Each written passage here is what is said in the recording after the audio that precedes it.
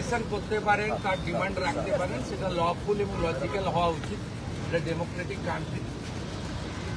আমরা পুলিশের নিচের তলাতেও বলেছি ভার্চুয়াল করে যে কোনো গ্রুপ, যে কোনো ইন্ডিভিজুয়াল, যে কোনো পলিটিক্যাল রিলিজিয়াস গ্রুপ, তারা তাদের যে কোনো বক্তব্য, দাবি বা অ্যাক্টিভ পারসন তারা ওসিআইসিদের সঙ্গে মিট করবেন এবং তাদের কাছে রিপ্রেজেন্টেশন দেবেন, জানতে চাইবেন, সেটা তাকে স্যাটিসফাইড করা এবং যথাযথ উত্তর দেওয়ার দায়িত্ব কনসার্নিং পুলিশ স্টেশনের। এটা নিয়ে আপত্তি নেই।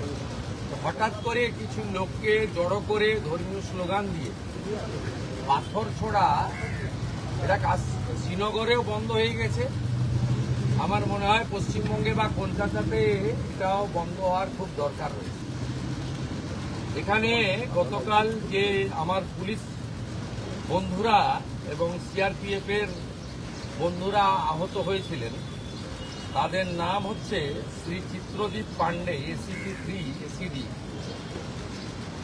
Inspector Rajesh Kumar Singh, OC Beniapukur PS, ASI 18,159, এটা নম্বর, Shyamal Kumar Ghosh of DRO ACD, constable Shahzada Sheikh, Beniapukur PS, constable Tarun Kumar Das, DRO ACD, CB Anirban Majumdar. এর বাইরেও আমাদের দুজন সিআরপিএফ এর বন্ধুরা, তারাও ইনজোর্ড হয়েছেন।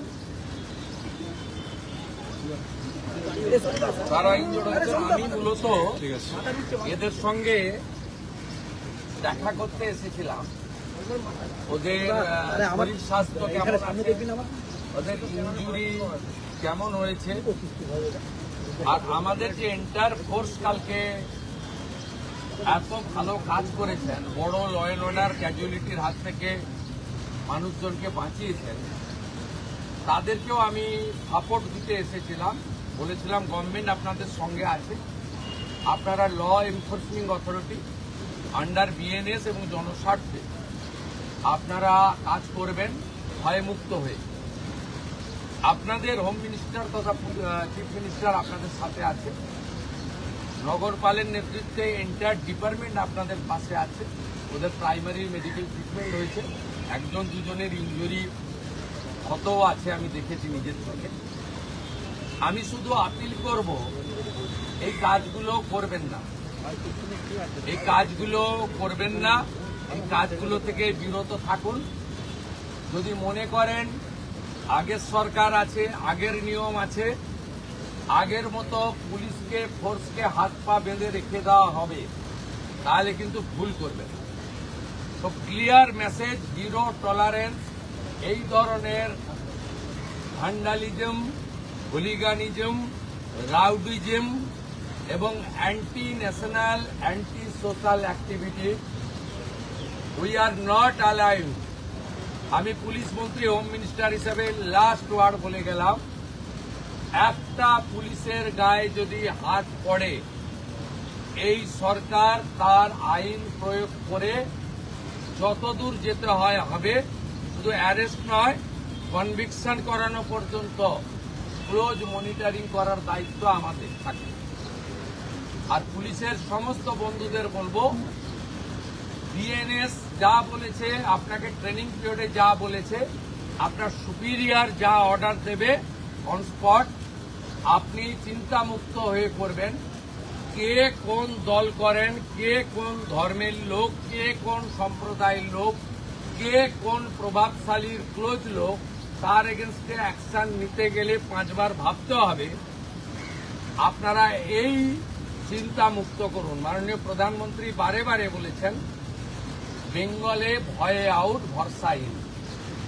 এন্টার পুলিশ ডিপার্টমেন্ট, বিশেষ করে আমাদের কলকাতা পুলিশের যে তাদের যে পারফরমেন্স, তাদের যে উচ্চতা, এই উচ্চতাকে ফিরিয়ে আনার জন্য, দক্ষতাকে কাজে লাগানোর জন্য গভর্নমেন্ট তার সাথে আছে। এটাই আমার বক্তব্য। আমি খুব হ্যাপি, এখানকার ইনভেস্টিগেটিং অফিসার এবং সুপিরিয়র পুলিশ অফিসাররা ইতিমধ্যে 40 জনকে গ্রেপ্তার করেছে এবং নগরপাল নিজে এটাকে, আমাদের সিপি নিজে এটাকে মনিটরিং করছেন লফুল অ্যাকশন আন্ডার বিএনএস যেটা করার দরকার এটা আইনগতভাবে তারা করবে, সেটা যে চিফ মিনিস্টার হোম মিনিস্টার আমি বলবো না, আইনে যা লেখা আছে সেই অনুযায়ী ব্যবস্থা হবে। একটা কথাই আমি বলে গেলাম, জিরো টলারেন্স। আর পার্ক সার্কাস সহ যেখানে যেখানে বিগত দিনে এই ধরনের ঘটনা ঘটিয়েছেন আপনারাও কান খুলে শুনে রাখুন, এটা আপনাদের শেষ ঘটনা। এরপরে আর কোনো এই ধরনের অ্যাকশন আমরা করতে দেব না। যদি করেন আমার থেকে খারাপ কোনো পুলিশ মন্ত্রী হবে। दादा कश्मीर में जो पत्थर चलता हुआ देखा हमने, कश्मीर में जिस तरह से पत्थरबाजी होती थी, कल वही नजारा पाक सर्कस में भी देखने को मिला। देखिए कश्मीर में पहले खत्म हो गया, कश्मीर में बहुत पहले खत्म हो गया। जब धारा 370 35 देखो एबुलिश किया भारत सरकार, तब से खत्म हो गया। कश्मीर में इस तरीके से इंसिडेंट नहीं हुआ। बंगाल में थोड़ा आदत इनको पड़ गया था कि हम लोग को कुछ नहीं करेगा सरकार, पुलिस का अंदर भी डर का माहौल था, लेकिन डर का माहौल भाग गया। पुलिस कानूनी तरीके से करेगा। They are the law enforcing authority, they are the part and parcel of the government. Police लोग इंजर्ड होगा और पुलिस मंत्री एसी रूम में बैठ के देखेगा, ये सब दिन होती। पास्ट इज पास्ट, छोड़ दीजिए। अभी गुंडागर्दी बंगाल में खत्म, जीरो टॉलरेंस। मैं ऑन स्पॉट आकर उनको साथ मुलाकात किया, नहीं बुला के बात किया। ये मैसेज जो उपद्रवी है उनको भी ये मैसेज चला जाना चाहिए कि ये सरकार अपने कार्रवाई करेगा। ये सरकार देखना है, सोचना है, मैं नहीं। Do you think it was a planned protest? Yes, Do you think it was a planned protest or an impromptu one? it's a planned incident. Because some person before incident they posted it through social media. Police is investigating. I have ever faith to Calcutta police. These officers are very competent officers. They are very skilled officers. They are highly educated officers. They are true patriotic people. The officer knows what to do or not to do. Earlier, police is non-functioning due to some political ill motive. Now they are free. They are working as per the law within the BNS. And the main principle of our constitution or the people of the people by the people. जनता के लिए जो काम करना चाहिए वो करेगा। Superior police officer जो आदेश करेगा, ये डिसिप्लिन ऑर्गेनाइजेशन ये करेगा। और बाकी कलकत्ता पुलिस का ट्रेन और मॉडर्नाइजेशन, इंफ्रास्ट्रक्चर, लॉजिस्टिक सपोर्ट, ये सब हम लोग विद इन 6 मंथ आप देख लेना कलकत्ता पुलिस सबसे अच्छा पुलिस बन जाएगा। उनको सपोर्ट देना चाहिए। अभी हम लोग सेंट्रल होम मिनिस्ट्री से रिक्वेस्ट करूंगा, जो 40 कंपनी पैरामिलिट्री है, ऑल्टरनेट अरेंजमेंट तक उनको यहाँ रखना चाहिए। नहीं तो हमारी मैन पावर इतना शॉर्टेज हो जाएगा कि उपद्रवी को मौका मिल जाएगा। ठीक है, हम सब लोग डिस्कशन कर लिया क्या करना चाहिए। जनता को आश्वस्त कर रहा हूँ, पूरा पुलिस को सरकार का कोऑपरेशन कीजिए।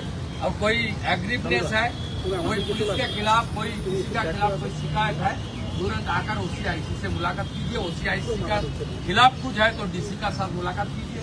DC का खिलाफ कुछ है तो लाल बाजार में जाकर कीजिए, नहीं तो मेल में भेज दीजिए। CP का खिलाफ कुछ है तो नवान्न में CO में भेज दीजिए।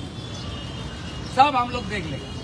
लेकिन हाथ में पत्थर उठाना, पत्थरबाजी करना और रिलीजियस नारा के साथ गुंडागर्दी करना, ये बंगाल में नहीं होगा, नहीं होगा, नहीं। सर जैसा